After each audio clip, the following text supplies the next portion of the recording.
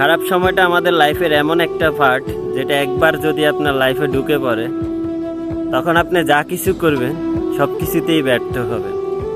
আর আপনি যতই চেষ্টা করেন না কেন খারাপ সময় আপনার পিছু ছাড়বে না। বলতে পারো একবার লাইফে ঢুকে গেছে মানে চারোদিক থেকে খারাপ সময় আসা শুরু করবে। তো এই সময় আমাদের করণীয় কি? এই সময় করণীয় হচ্ছে একমাত্র ধৈর্য ধরাটা।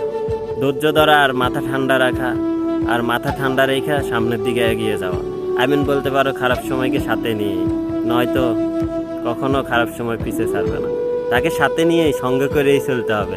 এটাই বাস্তব, এটাই তার নমুনা, এটাই খারাপ সময় যেটা আমার লাইফে বর্তমানে চলতেছে। যাকে আলহামদুলিল্লাহ, আল্লাহ যা করে আল্লাহর রহমত আল্লাহর ভালোর জন্যই করে। তো আমার ভালোর জন্যই আল্লাহ করতেছে। তো আলহামদুলিল্লাহ, ভালো থাকবে সবাই। এটাই হচ্ছে খারাপ সময়।